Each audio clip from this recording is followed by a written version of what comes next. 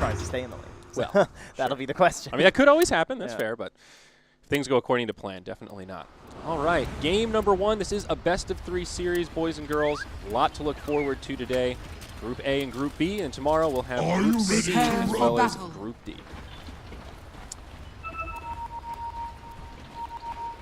Are you ready to rubble?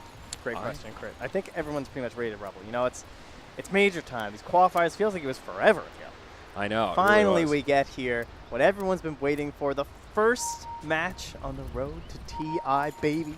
This is it. It might not take a lot this year, you know? Just finishing in that top parts of one of these majors just might be enough to get you there. It's a fair point. So even the first major of the year, just so important on your journey to TI. Mm-hmm.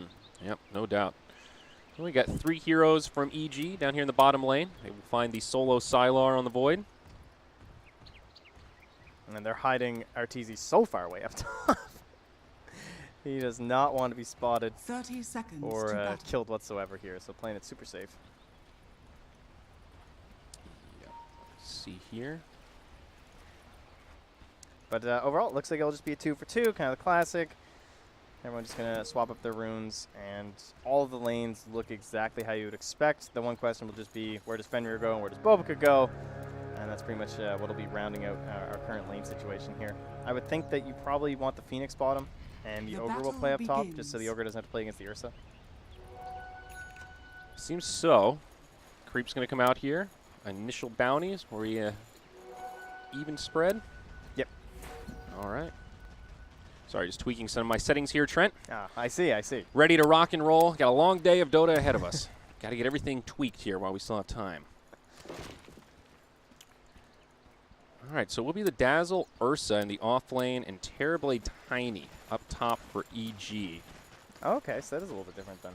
A lot of melee up here in this top lane.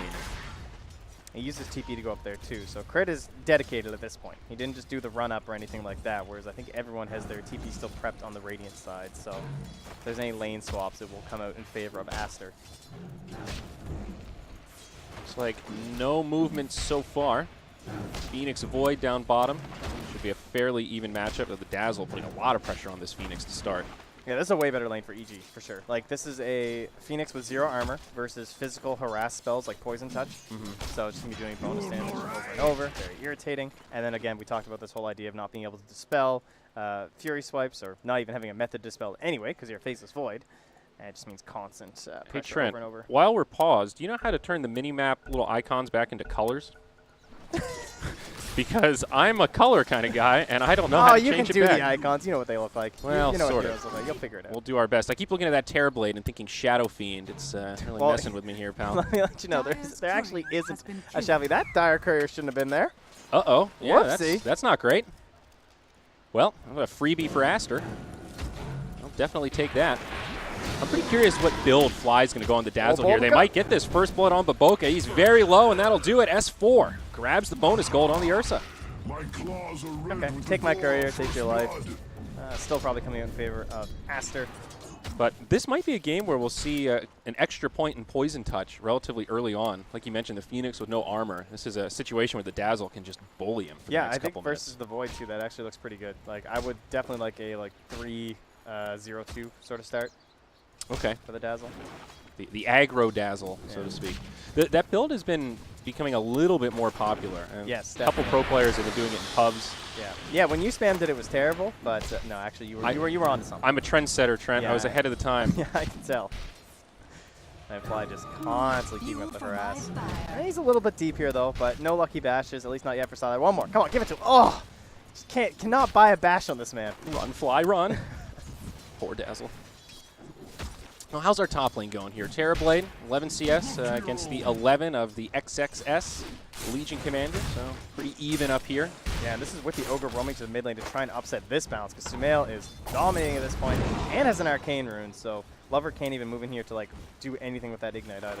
So in the mid lane, is this the spread you'd expect Lina Tinker, or is this extra dominant for Sumail? I would say it's a little extra dominant, especially considering this guy has no courier, right? Yeah. Maybe if Lina has a courier, this is considered kind of okay, but that guy has no courier. That's a fair point. And he's getting wrecked. Yeah, Fenrir is just going to rotate back up top. Not much he could do in the mid. And down bottom, they will find another kill onto Baboka. S4 securing that once again. Not much the Void can do to peel for his Phoenix. Hang out with Kyle or something. You're just gonna start dropping peel now. Is that a cool Kyle word? Yeah. I'm calling that a Kyle word. Okay. I don't want to tell you where I've been hearing that word. I've been playing too much World of Warcraft, Trent. I think that's where his problem started as well. Oh, I see. That must be what it is. All these WoW gamers casting Dota. Relatively quiet laning phase, though. A lot of farming, pretty minimal rotations. Phoenix been the only one to take a spill so far. Lover's made quite a comeback in the mid in the past couple waves, too, actually.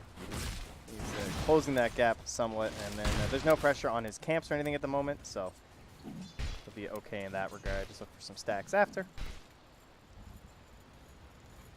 So what's going to be the catalyst to really get some rotations going here? Are we just going to see a relatively stagnant laning phase, you think? I think it's extremely defensive from the side of Aster. You can't really do anything, right? Like, you kind of want to catch EG in an aggressive act with a chrono, punish that, and that's the best thing that they have going for them because they just want to be creating space for their Tinker.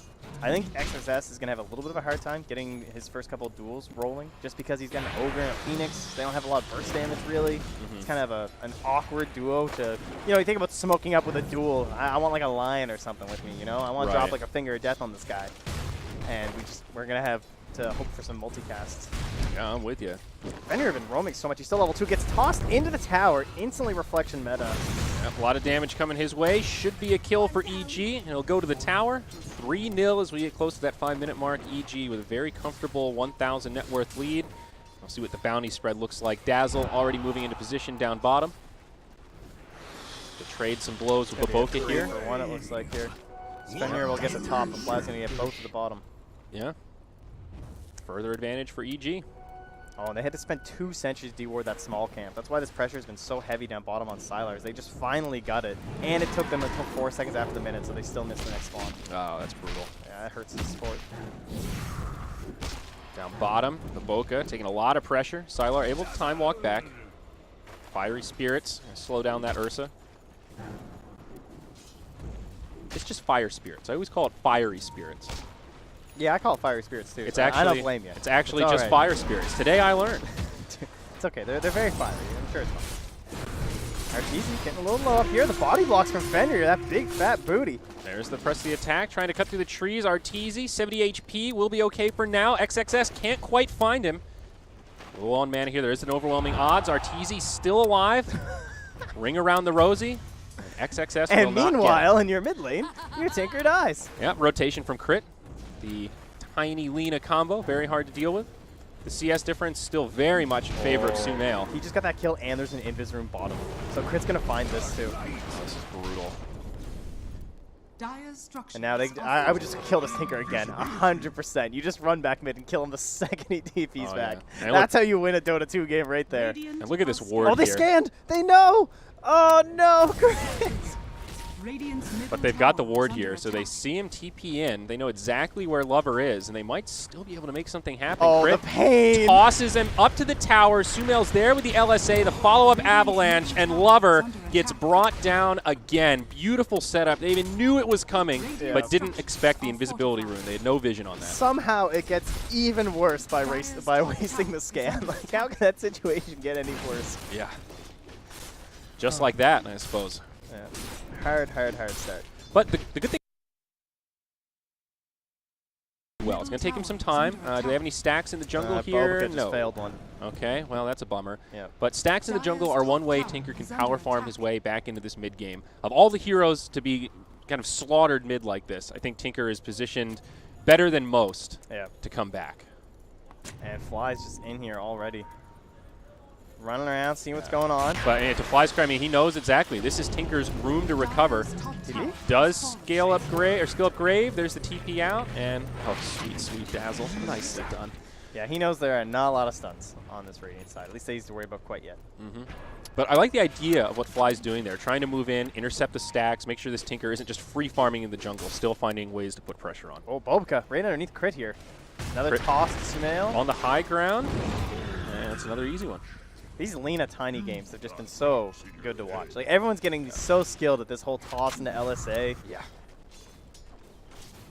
Fun little alley-oop plays as we hit the 8-minute mark, a DD on the bot, and a 2K lead already. By the way, there's still 0 kills for Aster at this point.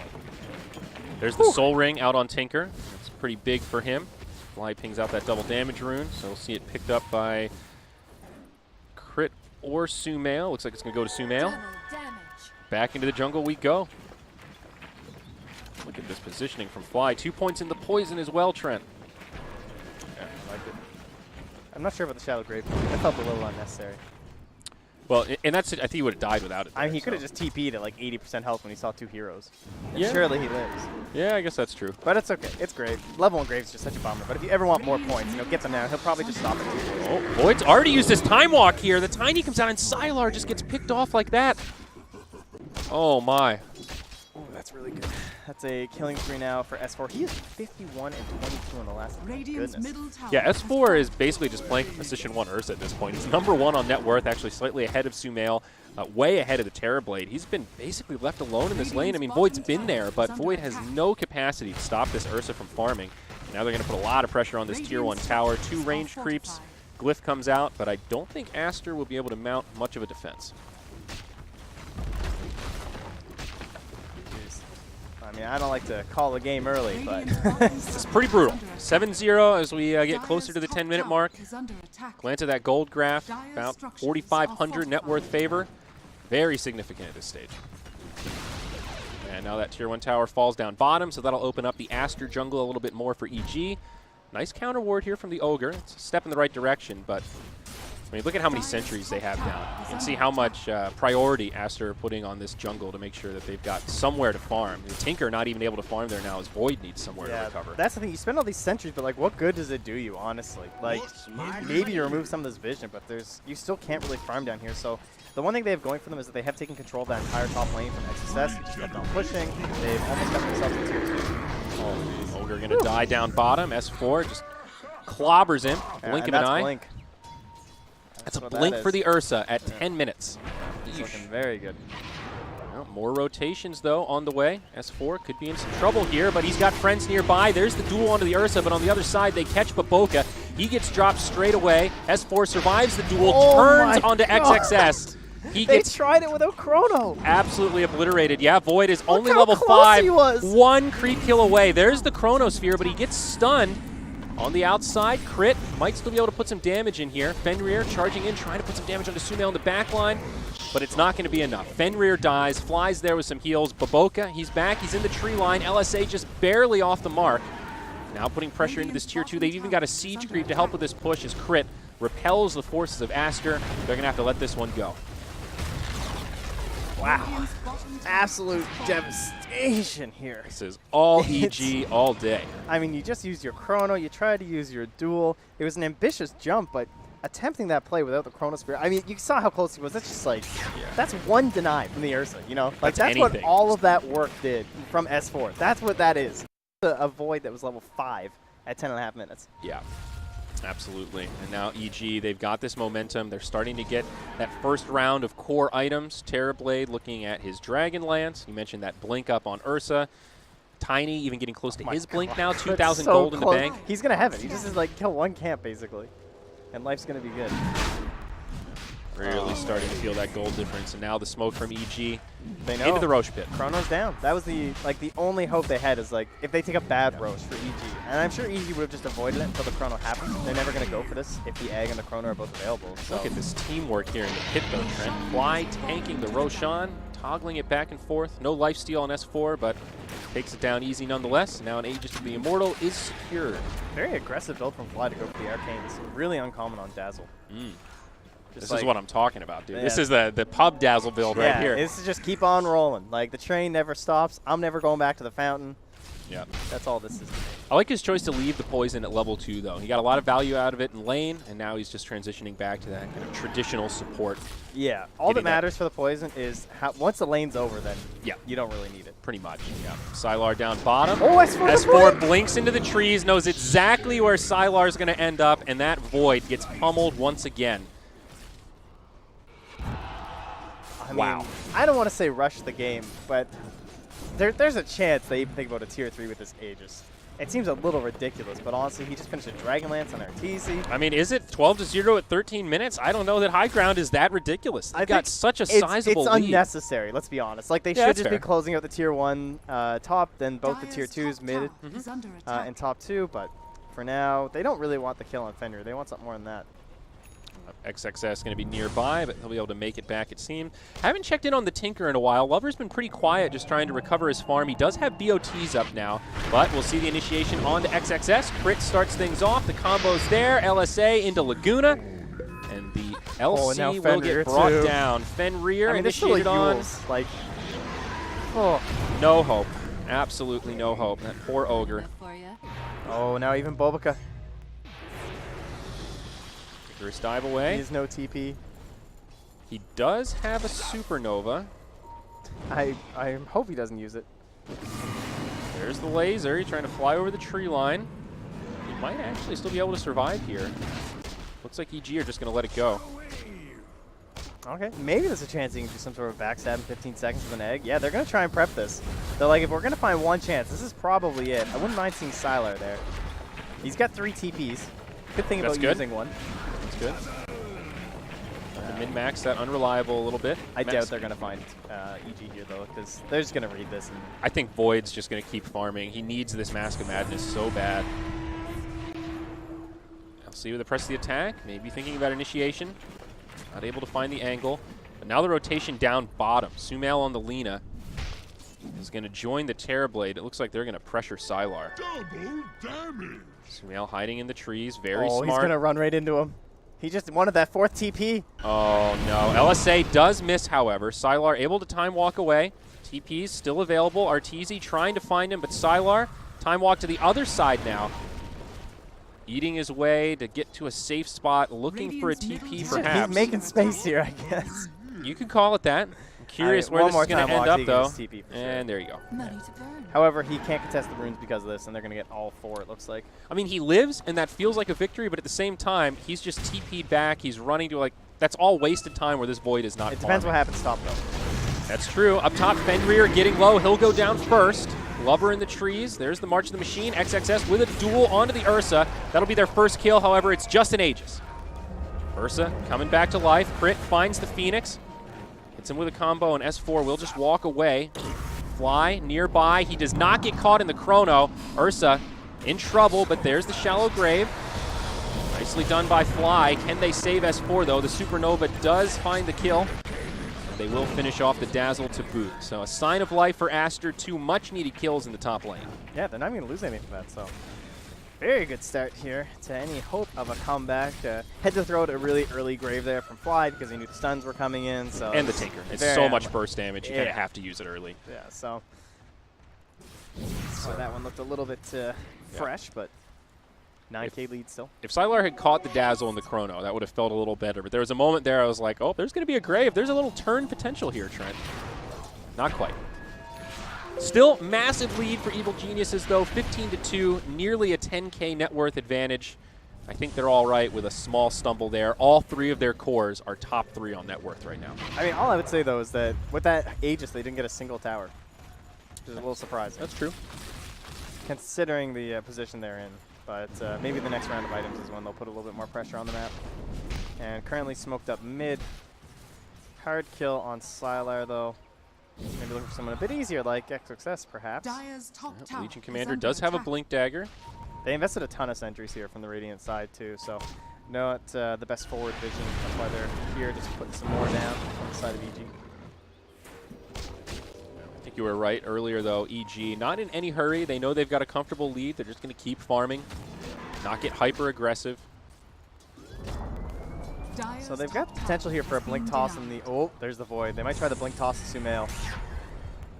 Void looking for the Battle Fury. They will connect onto the Void here. Big follow-up damage, but they can't bring him down in time.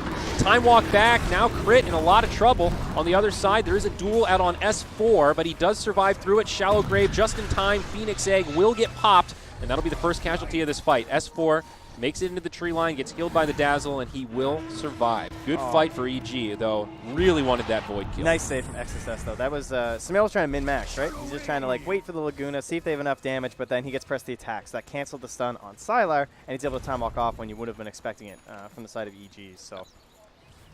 Hey, what did we say during the draft? LC, press the attack. That's what she's all about, baby. It's had more of an impact than the one duel victory on an Aegis. That's yes. for sure. Yes. All right, plus 10's nice, but I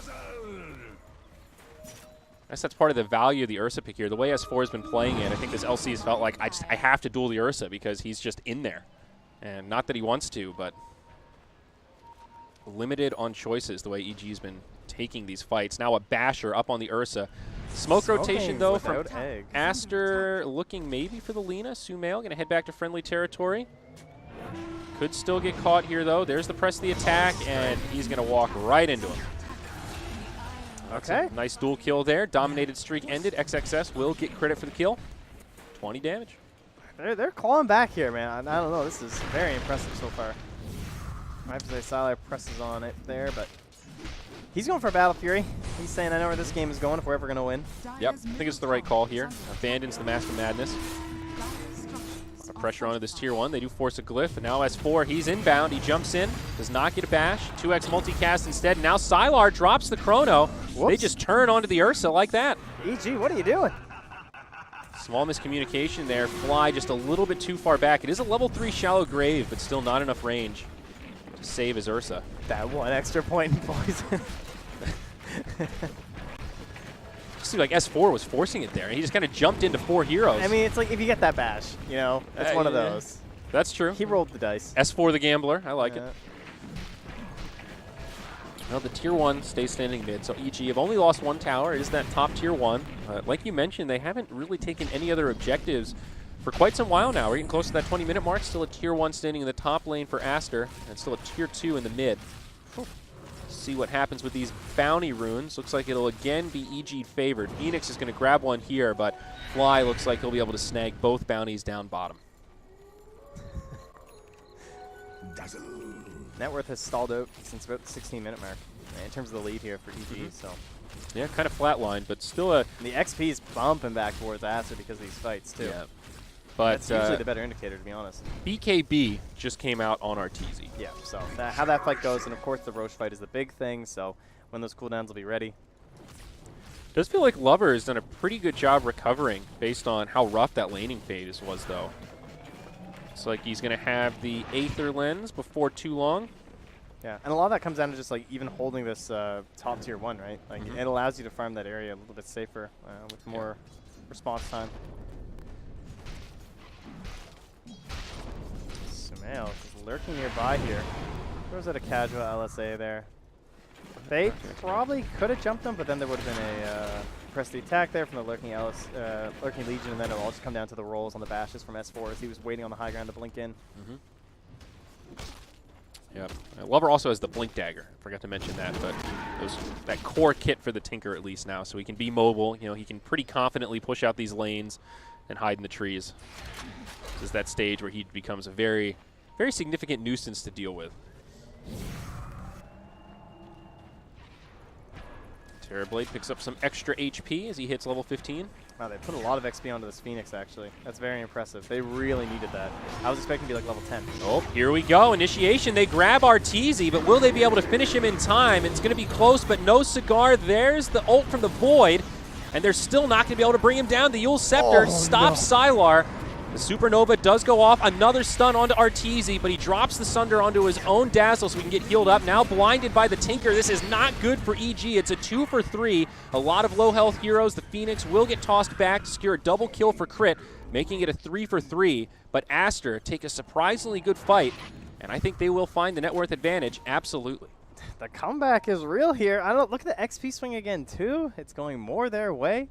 So much damage from the Phoenix in that situation, and even though the Grave was there, they just put everything on TV. First the duel, then into the chrono. Eventually, you're going to get there, forcing them to send a Dazzle, and then they just end up getting double kill instead. So this Tinker, going for the Dagon too. This has been very common on the Tinkers as of late. Especially against Terrorblade. Yeah. So good to have that burst damage. It feels like you might want the Ags, obviously, because you have a Void and you have Terrorblade you're playing up against, but I like it.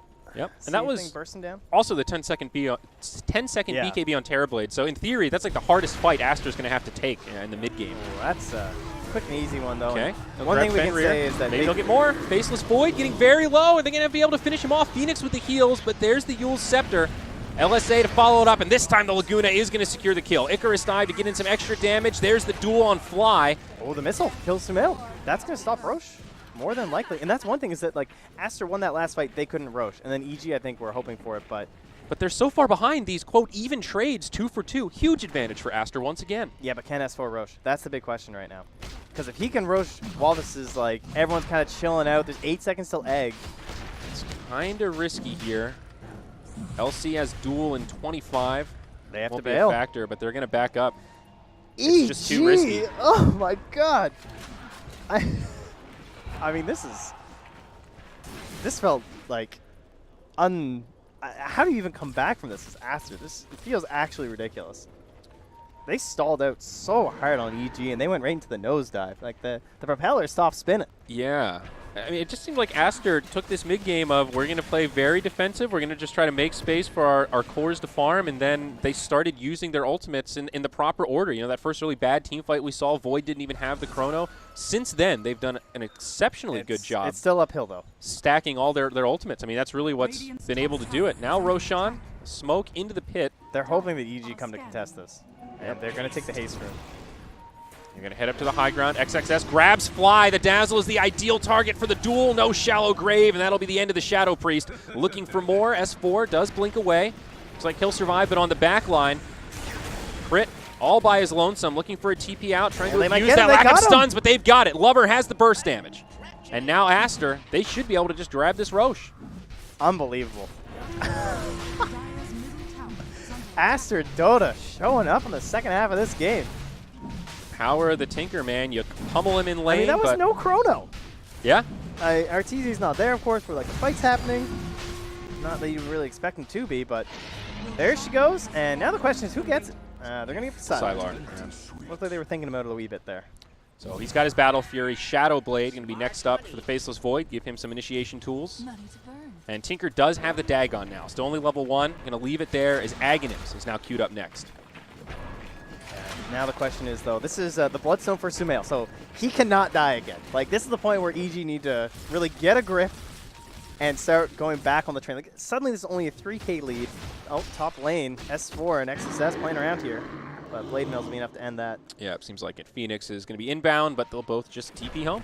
Yeah, there's a cheese down the Legion too, so can't really commit into that one. But like, if they lose all these Bloodstone charges, that's going to be just...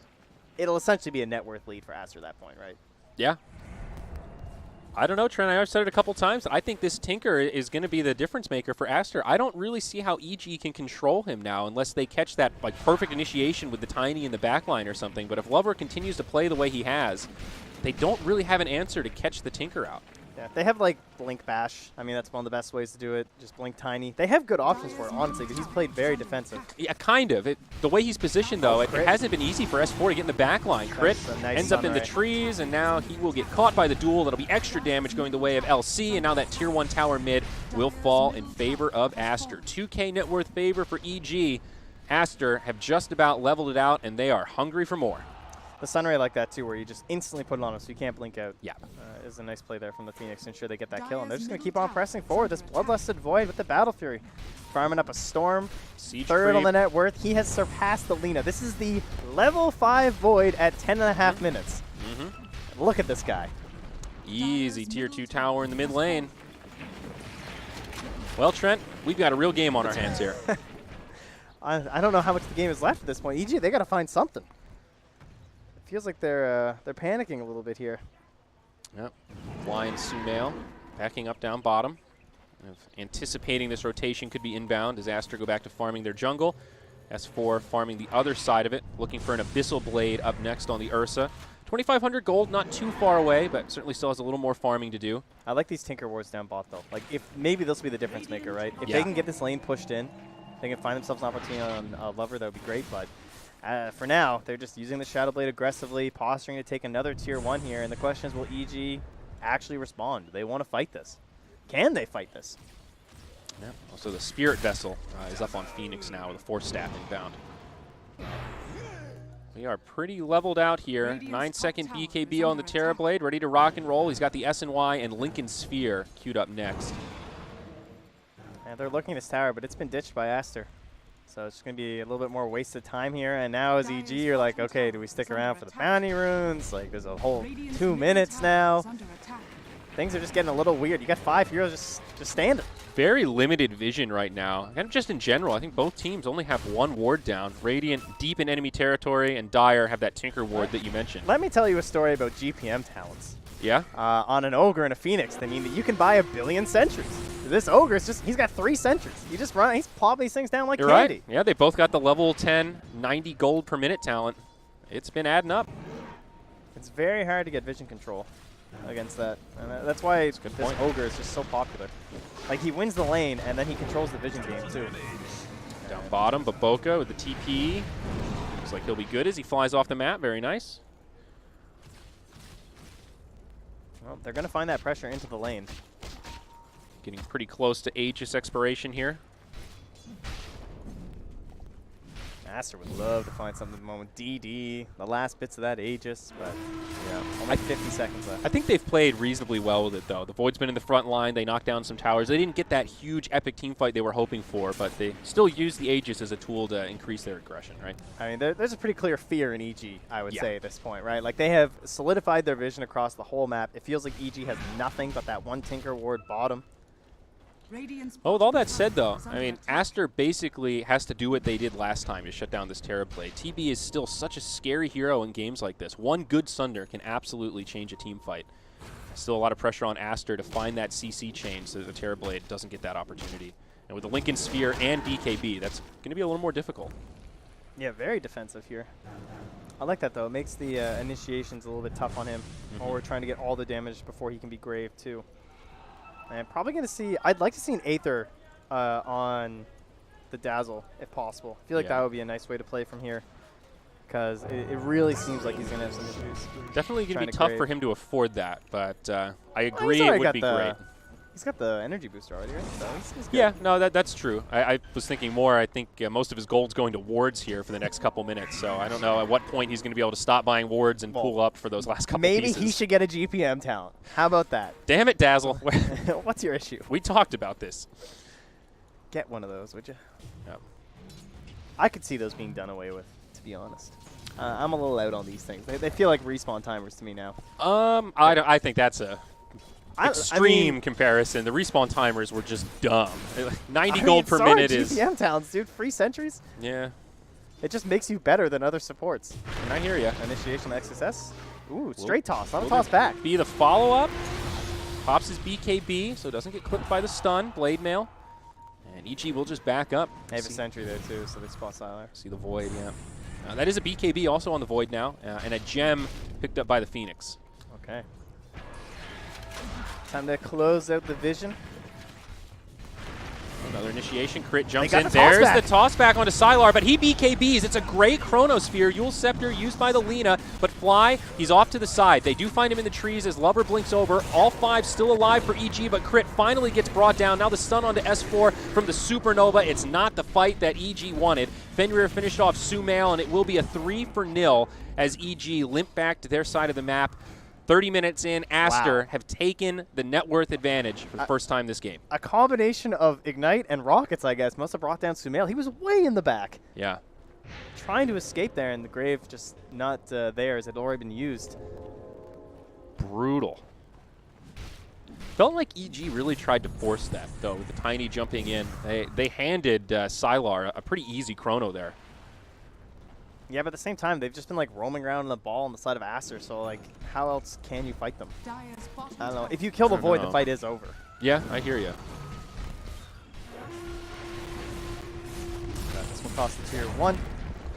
And there's a minute until they have the egg and the chrono back up, so maybe forcing that fight, it might be enough if it's a really early Roche spawn, or if they can at least get aggressive once again. I feel like they must have a lot of smokes on the side of EG. I don't think they've used too many. I see one on Fly, but I'm not sure. They might have more in the shop. Because it feels like they have not been using too many. Yeah, it definitely does. Looks like they do have one available. Aster in very good shape here. Looking at Roshan, we'll see what that RNG timer looks like here in about 10 seconds. Will certainly become a focus of this game. That is Roche 3 up next. Refresher Shard, game changer in the hands of Aster. Double chrono is so deadly. I love how Fenrir is playing. He's intentionally positioning himself in these spots where he's between Sylar and the side of EG. Like, he's just running out to that mid-wave, trying to ensure that he's going to be safe. Oh, but they're not going to be able to do the same for the Phoenix. Yeah, the Boca will get brought down. We're going to see a full fight break out. They're very split right now. Initiated on. Sylar on the way in. Tinker in the tree lines. This could be all right for Aster. Force stack doesn't work. Be able to grab the Tiny and crit will go down. Buyback on the Phoenix, though. So it is a 1-for-1, but not a huge gain for Aster. But alas, Roche is coming. No buyback on crit. Is Roche going to be up? What's the timer? 2 seconds. Yeah. This is relatively lucky for Aster, but will they scout it? Yeah, they have the advantage there on the side of EG. When they can actually just spam illusions and keep better eyes on it. Nothing really similar on the side of Aster, so going to take some bodies in the pit, and they're going to smoke up. So they have 2 sentries and an observer on the Ogre. And time to try and solidify. Well, they don't even check the pit, they're just going. In fact, the scan hits them, so easy pick they're in. Oh, they jump onto the Terrorblade, though. That Lincoln's actually saving him. The duel gets blocked. Whoops. And I think that's where this fight is going to settle down. Are they going to find somebody else? It's the Ursa. He was a little too far on the other side of the river. Oh, that Yules for Samil. He was going for the chrono. Nice save. Yep, Aster BKB, or for Sylar, BKBs, jumps forward, Chronosphere. Oh, he panics. Connects only on Sumail. He's got the BKB on, but it might still be enough. There's the shallow grave, and Sumail will deny. His egg goes off in the back line. Very chaotic fight, but obvious advantage for Aster. Oh, he had both for sure in that first chrono, and he doubted himself. Yep. He went for the cancel, but in the end, he still secures the fact that they kill Sumail, get some Bloodstone charges, even down if it to is 6. a deny. So. And BKB is starting to wear down on EG as well. That was the 10-second BKB on Sumail, and now a 7-second BKB remaining on the Terrorblade. Value Lincolns, though, I have to say. Yeah, definitely. I mean, there's a reason he has to build so defensively. Like, this whole game is just Terrorblade for EG. It's the only way they can win fights. At this point, the Ursa has just stalled out so much, especially when he's trying to fight into someone like Tinker. All this AoE damage between Tinker and the Phoenix, even just random ignites spouting out, it makes it hard for him to go for like these blink plays. So he's fully reliant on just, like, if he blinks and just Abyssal's Lover, the fight could just be over, right? But yeah, sure. It's been Aster getting the jump every single time. Yep, that Tinker in the back line. And this is a really deep wraparound here now from EG, hoping for something. They go in. Abyssal Blade onto Phoenix. They'll bring him down straight away. Now Fenrir might be the next target of choice. XXS nearby, and now the Tinker even jumps forward. Crit will catch him. Big opportunity to try to kill this Tinker here, but they can't do it. He blinks off after the rearm. Now on the other side, S4 does get graved, stays alive a little bit longer than planned, but it's not the fight that EG wanted. Oh no, it looks so good. They had the dieback hero, but now it's crumbling. Sylar able to time walk away. The Ogre ends up getting brought down by Arteezy. They couldn't get him, actually. They had 3 heroes around Arteezy. He couldn't die. And on the backside, Crit did manage to finish off that Tinker first. So that should be enough for them to secure. They have to go for this, even if it's a little bit risky. Like, they know Phoenix has no buyback. They know there's no chrono. Rough to do this without the Ursa, but I think you're absolutely right. I mean, this is the one of the only windows that they're going to find. This should be enough to secure it for them. So that's going to be like, basically we talk about how TV is by far the most important thing in this game, and now he's going to have everything twice with the Shard. Yep. But still some more big items on the way for Aster. Faceless Void going for the Butterfly. He's just about there, so he's going to get a huge boost in his effective HP. Terrorblade now picking up the Scotty. A good choice, but going to have trouble cutting through that evasion. Also, the Halberd is up on Legion Commander. Going to be able to break that Lincoln's and get duels on that Terrorblade a little more easily now. The classic Legion item. The Lincoln's Breaker Extraordinaire. Oh, yeah. Also just straight up good against Terrorblade, too. Still a very even game in terms of net worth. Starting to feel rough for EG, but now a serious sign of life with that Refresher Shard Aegis secured. I think they're going to finally remedy that mistake of not taking these outer towers earlier on in the game. Like, this game could be so different if they were able to secure and try and take away some of this, like, farming space for the side of Aster. Yeah, especially that tier 1 up top just gives Tinker this access point to continue spamming out waves. Yeah. And finally, it's gone down, and now the tier 2 looks like it will fall as well, even if it's just creeps. Like, they know that they can't really walk into the Sylar, too scared. Even going to use a glyph here. Yep, tier 2 mid also very low. Oh, Crit, he wants this, but they all know, like, I don't know. This is an awkward standoff. This is right a now. tough angle. This is a game-changing fight right here. I think EG need to be very careful about how they take it. I mean, they're the one with Aegis and Refresher and Cheese. Like, I'm shocked that Aster even playing this out of the base, frankly, for a tier 2 at 15% HP and using a glyph for it. Yeah. Tier 2s both fall just about simultaneously, so that's it for the outer towers for Team Aster. I mean, they delayed a little bit of time, I suppose. That's still 3.5 minutes on the Aegis, so close to an MKB for Arteezy, but even with this fresh Scotty, I feel like they could consider high ground. Man, Arteezy's farm is incredible. He just bought that Scotty a couple minutes ago. Yeah, he's ballooning quite a bit here. #1 on net worth by a pretty good margin. Baboka looking for an Eon disc now. Guarantee he gets the egg off. It's kind of a bummer for Aster that they had this window where the butterfly could have been really effective, but it was completely mitigated by all the Roche 3 spoils. And that MKB will definitely be online when that next fight breaks out. So, yeah, it looks like Arteezy's just gonna buy out. Because I mean, you have the Aegis, you have the Shard. I feel like you can just go for the game here. yeah. So yeah. We'll see, though. He's currently still saving up towards buyback. He's just a little bit shy, but he's got enough to finish his MKB. Right now, Aster, 3 heroes in the bottom lane, pressuring this tier 2. No one from EG nearby. They're hiding in the trees, kind of baiting with this void a little bit, I guess, hoping that EG will bite. Boots have even been ditched here for Arteezy. Uh-oh. It's raid boss time. He's waddling. And that'll be the end of the outer towers. Only tier 3s remain here, Trent. Yeah, pretty bold stuff here. I don't know. They just pressure right up and no contest from EG. So that's a good snipe from Aster, just to like find that space and get an objective for themselves when they're fighting into Aegis, Cheese, and Refresher Shard. I mean, I like it though. They're trying to find objectives just to stop EG from forcing this fight right outside of the enemy base. I mean, they are honestly doing a really good job buying time on this Aegis. So they're checking scans to see the bounty runs. Crit still comes in though, but it's an invisible Fenrir with the Glimmer Cave. Now Crit. Aster and he's just wandering into the whole team. Awkward position here. Crit is going to be the one initiated on first, but he does have some friends. There's the duel. Arteezy joins the party, and Sumail on the back line almost catches the Phoenix, but it's not enough. Crit gets the shallow grave. There's the Supernova, but Sylar gets brought down as the raid boss is here. This fight is looking good for EG. They'll bring down 3. The Supernova goes off. Tinker not even in the fight. 1 for 3. Very nice. Yeah, things just kicking off in a bad way for Aster on that one. Not able to get off any of those key spells. And just no Tinker. I mean, Tinker is so much of their damage in those kind of initiations. The egg just feels so underwhelming without the Chronosphere stacked up on top of it too. Yeah, no doubt. Nothing lost for EG there. Still an Aegis, still a Refresher Shard. Cheese also in the hands of Sumail, back up to 7 Bloodstone charges. I can't believe this guy has MKB and buyback. That is ridiculous. Buyback used by Fenrir.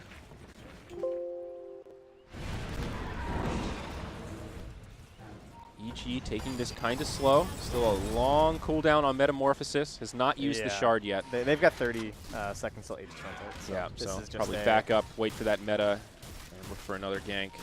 Honestly, it feels like it just has come down to another Roche fight. Unfortunately for EG, as you know, if that fight happens maybe a minute or 2 sooner, then perhaps you have a chance at cracking the high ground. But I think they need to just slow roll it once again here. Yeah. Starting to feel that late game potential of EG as Sumail is just turning into a cannon at this point. Daedalus queued up, so his right clicks are going to start really hurting. Void feels like he's stalling it real hard, though. Like, he bought a Butterfly that's now countered by the MKB. Again, still the #1 damage deal on the Dire side. Going to be really rough for him. And then on top of that, he now feels like he needs a Lincoln Sphere. So he is not really progressing. Especially, like, he has to guarantee the Chronosphere, sure, but feels a little rough. Ogre going for the plus 40 strength talent at level 20. Skipping the Bloodlust. It's a beefy Ogre here, 2,900 HP now. Yeah, it feels like the way you kind of have to play it, honestly.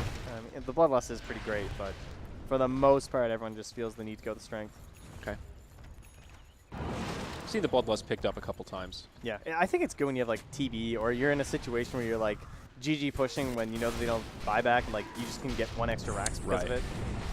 Very situational. 40 strength is a lot. It is. It's like a lot. It adds when you take that talent and the health. It's like 900 HP total or something. Yeah, that's damn significant. A duel? Initiation here. Looks like they are going to find this kill. That's an Ursa down. It's a good catch for Aster, but can they get more? Arteezy with the BKB on. Sylar grabs the chrono in the backline, trying to finish off Fly. It's going to be close, and he will bring him down. Now on the other side, Crit able to survive. And Arteezy will just head back up to the high ground as Sylar is still in pretty deep. BKB on, but it's expired. Now Crit hits him with a toss. Arteezy doing a lot of damage. Supernova on the low ground. Tinker's way in the back too. Love her. Pops the Hex onto Sumail. He's going to eat the cheese. Now Sumail's back and ready to fight. Tinker getting low. The disarm, stopping this Terrorblade from doing the damage he needs. Arteezy can't sunder. He's going to go down, and now Crit on the run. Looks like he's going to fall as well. The neutral creeps will deny it, but he's going to be dead nonetheless. It's all 5 dead for EG. The buyback from Tinker proving worth it as they get completely cleaned up. Oh, the 43-minute neutral deny. Well, it's a Pyrrhic victory for EG on that little kill. As, yeah, it cost them 2160 even with all the kills. Very expensive for the old Tinker, but if that's going to help secure the first tier 3 of the game. 2,400 net worth swing, and now the Tiny buys back. 2 more heroes with buyback available. It's the Lina and the Terrorblade. He does have Metamorphosis. I think he used that Refresher Shard before he went down. Glyph already been used by EG. There's the tier 3 tower, and this will be at least 1 lane of barracks. Possibly more. We'll see what Aster does, and they're going to go for it. They want to force the buyback here. They're committing for more. EG have everything. Not sure what they're waiting for here. Maybe thinking that they can hold without burning the buybacks, and there it is. They try to bait him in. Now the TP's forward. XXS on the run, very low. EG have to get some cleanup kills here to make this worth it, but it might not be possible. The Void Time walks down. Phoenix jumps in, caught by a Yule Scepter, but we'll have another Icarus dive. No, never mind. It's Fiery Spirits. Boca just suicides in. Okay. Yeah. Nice catch with the Yules, though. I guess he couldn't make his way out. He was just making space. He was just making sure they couldn't chase. That was the only reason. He was 100% fine with dying there. I mean, talk about economic damage, though. It's an 8,000 net worth lead now for Aster, just like that. That graph. What a game so far. And well, Roche, though, the time is a-coming. So Arteezy's going to sit in the pit for a bit. Need some illusions. Yeah. Of course, they won't know that. It's relatively early. Brutal for EG. I mean, in the end, though, this is a Terrorblade game. So if they get the Aegis, the Cheese, and the Shard, this game could just be over. EG could just run it straight down. Speaking of Terrorblade, he's level 24, almost level 25, and we've seen what that 5-second cooldown on Sunder can do in team fights. Well, I mean, he hasn't been getting off anyway, so. Yeah, but I think when it's on that short cooldown, you can use it a little more. Yeah, exactly. Yeah. Exactly. I think he's been trying to save it for those clutch times, and Aster have just been playing around that very well. So a potential game changer Look at for this EG. pacing from Sylar. He's so slow. Well, Crit jumps in. Initiation onto Sylar. Follow-up LSA will be off the mark. Buyback from Phoenix used again as the BKB gets popped by Sumail. Aster finishing off some wards here. An awkward angle for EG to try to initiate. They have the Dire Courier in there, so they know Roche is up. And Aster, they're going to take their own posture here. And everyone's just going to play on the enemy side. It's perfect. Absolutely. Very limited buybacks here, but Aster with the advantage. Fenrir, welcome to the 900 bonus HP. You can just stand on the rune as an ogre at 46 minutes. EG still on the high ground here, posturing like they really want to catch an initiation. Oh, nice war here from Fenrir. Gets them all. S4 thinking about jumping in, but it's the Legion Commander that drops the Ursa, and S4 buys back immediately. BKB's pop, but it's a great chrono from Sylar. He focuses down the Dazzle, and now the Terrorblade is going to be the target they want. They destroy the Terrorblade.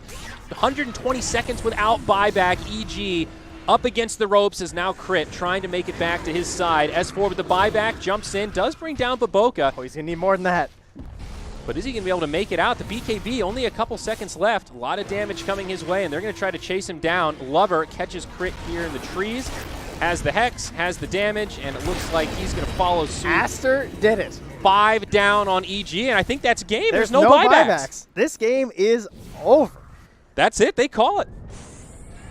Trent, what a game indeed. Game 1 of this best of 3. EG had an unbelievable early game. 12-0, 13-0. I said this game was over in like 8 minutes. Then I think I said it was over at about 15 minutes, and then probably around 20 minutes too. I mean, unbelievable. Yeah. Aster showing so much resilience. That Faceless Void after an abysmal laning phase, the awful first fight where he stuck at level 5 without chrono.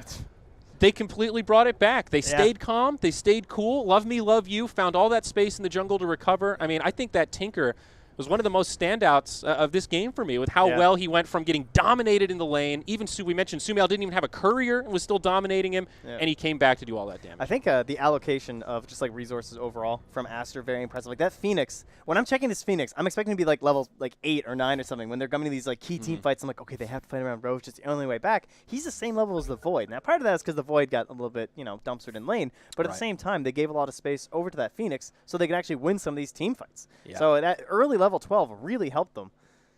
But I mean, this is look at this. It's an 11K lead at 16 minutes. Yeah.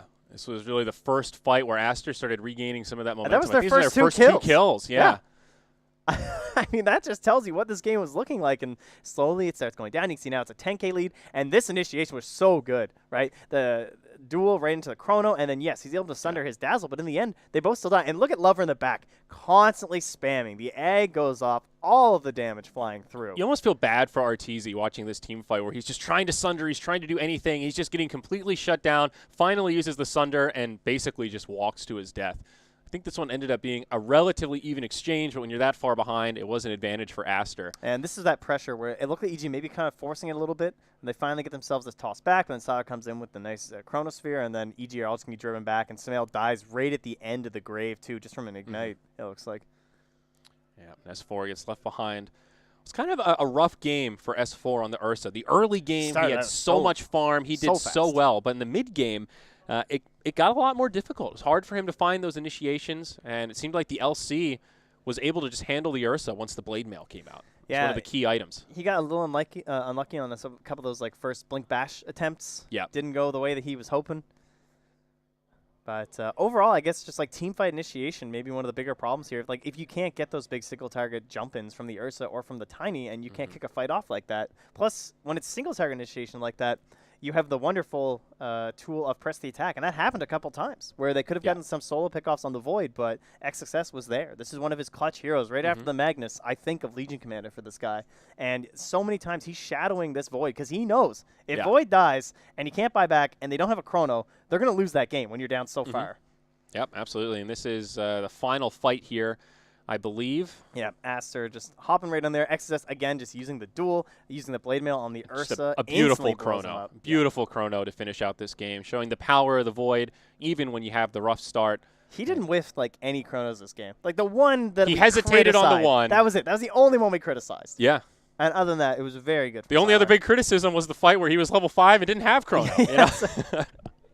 All these allies came to his lane and took his experience. You know, can't really blame the guy on that. Yeah, and I know you mentioned it a couple times in this game, but Fenrir on the Ogre played such a good game in terms of positioning. He was always in the front lines. They were fighting around this Void so well, and some of that was a testament to that big, beefy Ogre. It was just a nuisance in the front line. Yeah, he didn't really feed all too much. You look, find that hero. Damage, he took like 32K damage. That's pretty sweet for an Ogre, right? You're helping out the team when that becomes the case. So. I love that they added that stat, by the way. Yeah, it's very telling. On damage received. Heroes. And it's great to see the raw versus the reduced. Yeah. It's so telling of what tanks can actually bring to a mid-game fight like that. But only game one, boys and girls. We're all best of threes here in the GSL groups.